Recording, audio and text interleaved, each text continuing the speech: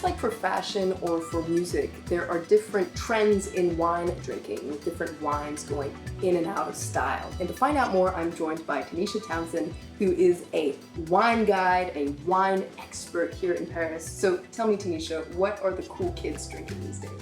Honestly, the cool kids are drinking beer, but they are also getting into natural wine, with people just kind of thinking more about what they put into their bodies, what they're eating, what they're drinking. They're moving more toward natural wine. And what is a natural wine? So a natural wine is something that is free from pesticides, fungicides, herbicides.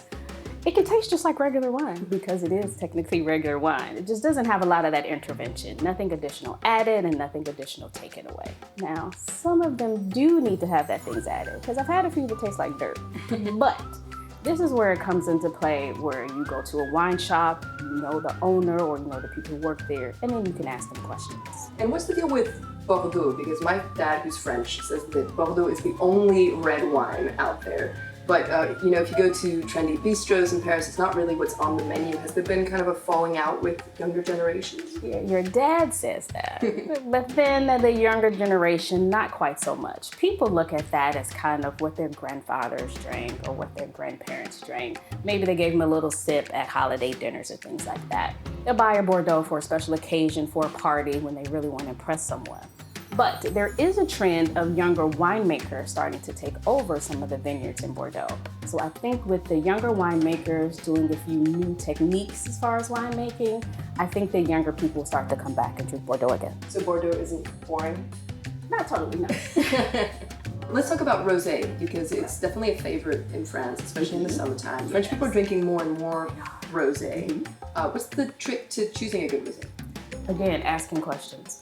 Asking questions to your wine shop owner, wherever you buy your wine.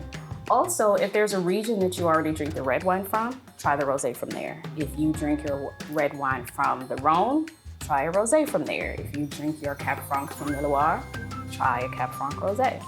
I want to talk to you about Beaujolais Nouveau as well. So Beaujolais Nouveau is the first wine from the harvest in Beaujolais, in that region. It's celebrated on the third Thursday of November. Yes. But Beaujolais Nouveau has gotten a bad rap over the years. Some say it's outright disgusting, but it can actually be pretty good. How do you have a good Beaujolais Nouveau experience? Try a lot of them. Just buy 5 or 6, try them all, see what you like.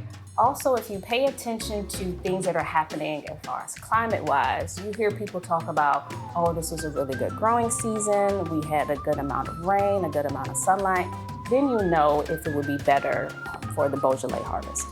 And so one final question. What is the best way for you to appreciate a good wine?